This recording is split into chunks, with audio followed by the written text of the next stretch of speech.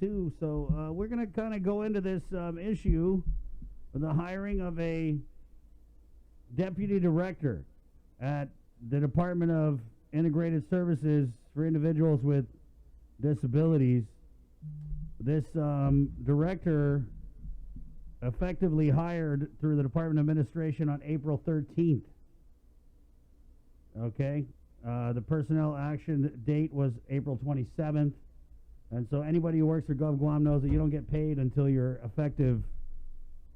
effectively processed through DOA. So the governor's office had reached out to us after the press conference and had tried to say that the governor was correct and that she interviewed this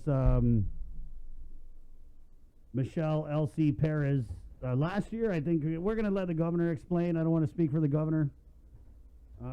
So here we go. This is the governor at Friday's press conference where our Adriana Quintero had asked her about the hiring of a political hire during a pandemic. So how do you justify filling this non-essential political hire position, or if you could just explain it, especially while thousands in the private sector have been either laid off, furloughed, or had their hours cut? So my recollection is we hired the deputy of DISID before the COVID crisis. We hired the deputy director of DISID because we needed to have that position.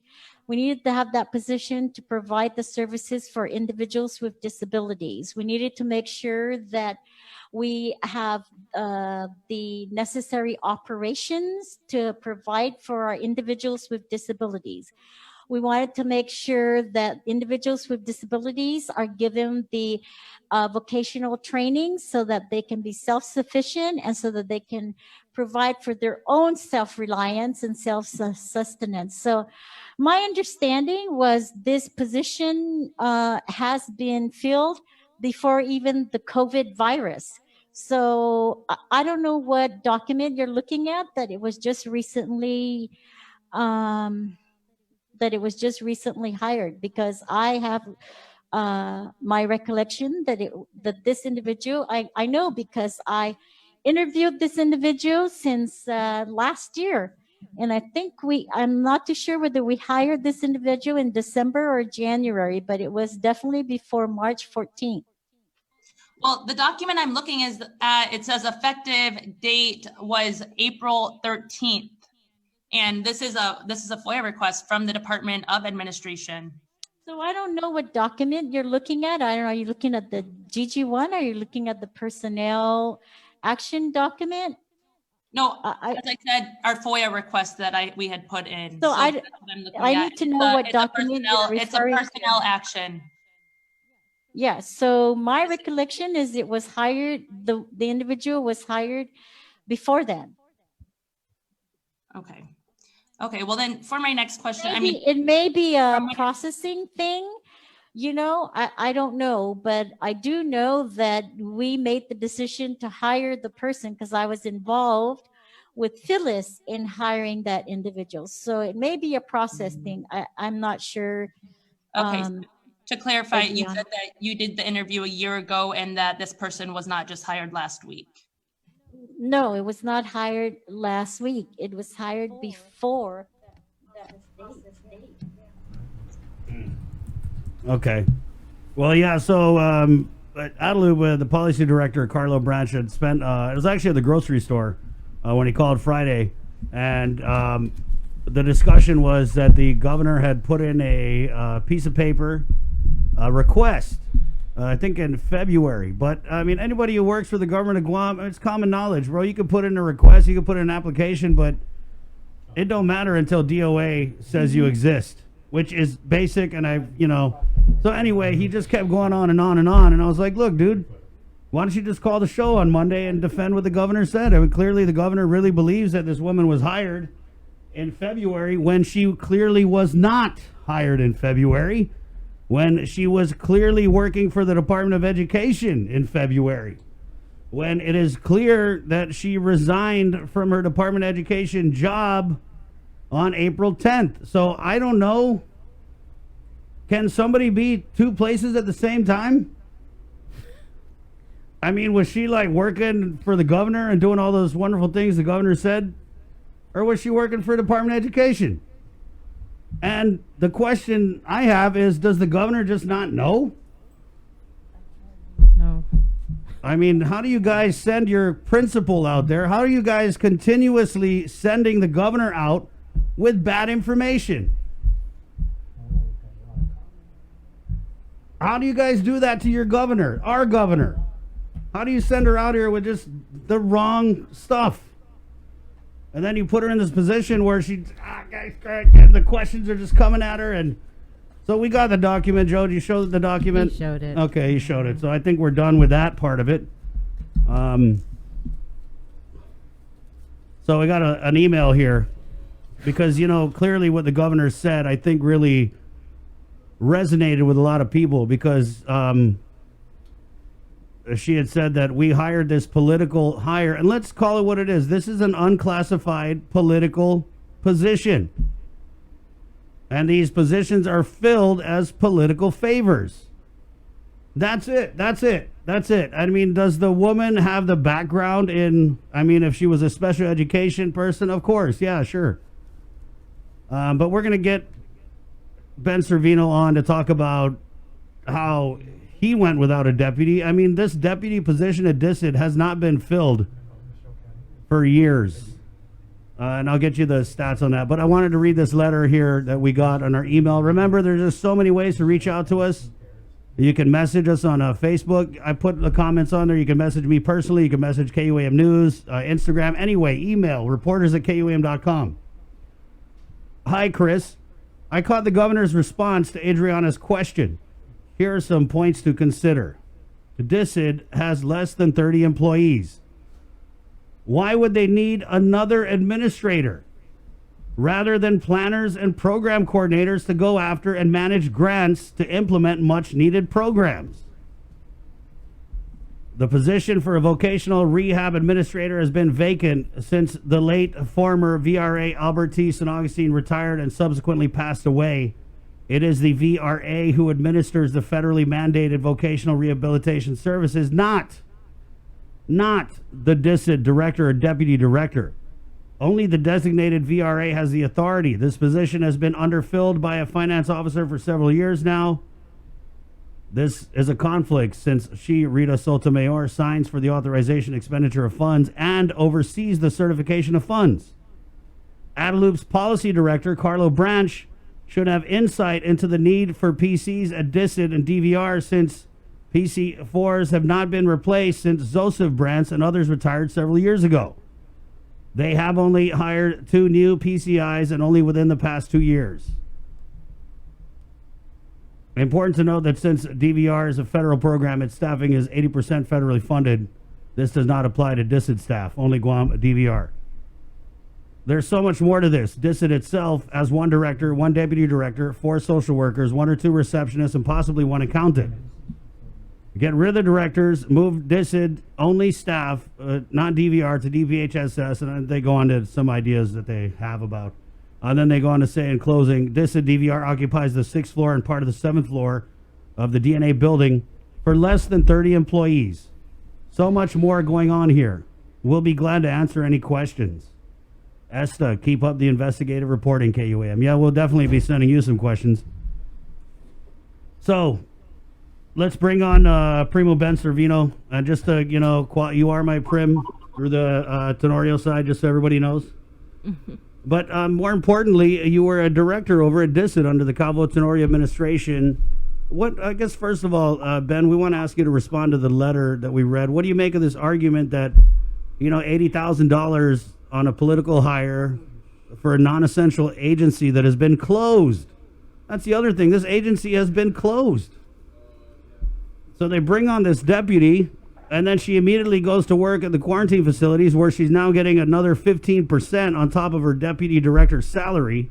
The director's over there, too. And the director's over there, too. So if you guys are trying to get a hold of DISID, they're all over. Because I tried to call Friday. Ben, I tried to call DISID. Nobody answered the phone. Nobody answered the phone. Because it's non-essential. Because it's non-essential, but apparently it's essential enough to do somebody a favor. So Ben, just on the letter, we'll start there, and then we'll kind of unpack your thoughts on the whole situation. What did you make of the letter and the criticisms that it pointed out that money could have been better used to hire people who actually do the things that the governor was saying they needed people to do? Sure, Chris. DISID is the single point of entry entity and agency here in Guam for any employment or support services. The letter or the email that you received was right on point. There's two administrators. There's an administrator for the Division of Voc Rehab and an administrator for the Division of Support Services. Those are all classified positions. They are the responsible authority for ensuring all the operations and activities are implemented within these two divisions. I'd rather see a position like that filled and program coordinators filled, because they're the ones that are going to be there after the new administration changes. Every time they have a new director, every time they have a new administration, they come and go. We need classified individuals that are there to, again, sustain the agency, keep that momentum, keep that continuity. When I first was offered the position, I was in California in January. I retired from the state of California in the university. And I was offered the position. I came to Guam and left my family there. I paid for my own trips. I accepted a $30,000 decrease in salary from my previous job. And, I wasn't, again, started when I arrived in February. I have to wait till I go through the whole process of going through the drug, process, getting that gone. And the implementation date actually occurred later on after I passed the drug test. So it's an ongoing process. And throughout my tenure there, I was actually trying to reform the agency because we were under a receivership when I first came. There were a lot of problems, a lot of concerns. I was always addressing concerns from clients, complaints from clients, complaints from parents, complaints from service providers. There was so much chaos in the organization, especially with the receivership, because the people that were in the helm for the receivership didn't really know what the law says about the Rehab Act and the requirements under the Rehab Act. I even had to fly to Washington, D.C. to explain to the feds that these receivers are not federal employees. They were appointed by the courts. And they were all confused. They thought they were federal employees. And I explained to them the situation here in Guam. So, they understood what was happening. And we do have two consuls under the rehab program, the State Council on Rehab and the State Independent Living Council. And I have to work with these two entities because they're composed of individuals with disabilities, family members, clients, and agency representatives. And, trying to get them back on track under the mandate of the Rehab Act was quite a challenge. So I spent the majority of my time trying to resolve problems and issues within the agency and trying to fill the positions of the administrators because, of course, like the letter said, the former administrator, Albert St. Augustine, had resigned, and then he eventually passed away. He was the administrator for Voc Rehab, and the administrator for the support services was Helena Kubo, and she also passed away. Ben, I got to ask you, how much were you paid as the director of DISID? I was paid around $76,000. So you mean to tell me this deputy director that we just hired in the midst of a pandemic to go make 15% over at the hotel quarantine is making more than you made as the director of the agency? That's correct. And that's what really astounds me and, actually kind of disappointed me. It was sort of like an insult to me. So all the hard work I've been doing there, as the director and acting deputy. We didn't even have a deputy. When I came in, there wasn't a budget for a deputy director. And at that point in time, when I came in, the government was broke. I mean, we were struggling to try to keep the government afloat. So I didn't push the issue of hiring a deputy. There was a former deputy before I came. His name is Greg Calvo under Rosada's administration. So this is, I got a note here from one of my sources. November 2005, Greg Calvo was picked up as the deputy director of DISID and then resigned on June 2008. as the deputy director of admin under DISID. So from what we're seeing, the last time this deputy position was filled was in 2008. I mean, that's what all the information that we got. So, I mean, in your mind, was there a need to fill this position? No, I really don't think so. Even though I had have to travel off island to Washington D.C. to meet with the federal grantors, I usually appointed either the administrators as acting on my behalf. So we really I didn't feel a need to hire a deputy. And our staff, we only had like 30 people when I came in. We're now down to less than 20 when I left. So I really didn't see the sense of hiring a deputy. I think it was more important we hired the administrators and program coordinators. And that was my goal. That was my focus, because they're going to provide, again, that continuity within the agency. Do you know if currently there are administrators for those two divisions? I don't believe so. I don't think so. I haven't heard of any, and that's why I was shocked when I heard the deputy was hired, and I never heard of any administrator being hired. And I'm saying, wow, that really shocked me. I mean, well, who knows? Maybe in the hiring of this deputy, there wouldn't be the need to hire for those administrators, if that would be this individual's responsibility. But again, like the letter stated, the deputy cannot administrate the VR program. Oh. That's a federally funded program, and the law is very specific about that. The delegable duties of that authority lies on the VR administrator. The VR administrator is responsible for that division. So, I'm sorry. Yeah, go ahead, Ben. Yeah, we got it. Not the deputy. I really don't think the deputy has any responsibility there, and the feds probably wouldn't recognize them unless of course, they recognized me because I have a master's degree in rehabilitation counseling and folk rehab. So they accepted me to take on the helm temporarily till we could fill that position, because I've been there. I used to be a client of VR. Right. Now I got my master's degree in rehabilitation counseling. So the feds, when I met with them, they were accepting of that, until we fill that position. Ben, we have a minute here, and I just wanted to close by, as we're up against the top of the hour. Okay. I know you heard the governor's soundbite. The things that she said in there about the justification for hiring this deputy director. What would your message be to the governor in response to that, and what she had to say about the hiring of this deputy? Again, as I stated earlier, I'm really shocked that the deputy was hired. I really wish the governor had focused on ensuring that an administrator was hired for VR and support services. We need more counselors too. Folk rehab counselors, and we need more social workers, and that's where the really true need is at, not in the higher level of directorship and the bureaucracy. Well, thank you, Ben. Thanks, Ben. We got your number. It was really good to bring you on to provide that perspective. You're welcome. I'm happy to be here. And care. watch the road. It's wet, and wash your hands. All righty. Okay, Wear my Ben. mask. Thank you. Está. Adios. Jos. Bye. Hey, it's 8 o'clock. We're KUAM-FM. I got Guam. We take a little break.